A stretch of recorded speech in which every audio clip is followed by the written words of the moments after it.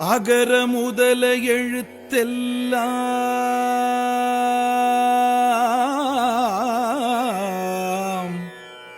ஆதிபகவன் முதற்றே உலகு.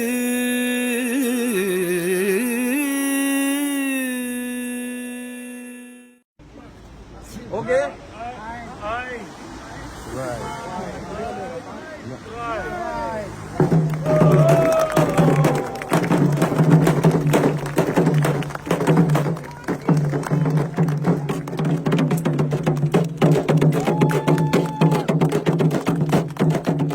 வான் புகழ் வள்ளுவ பெருந்தகை வாழ்க.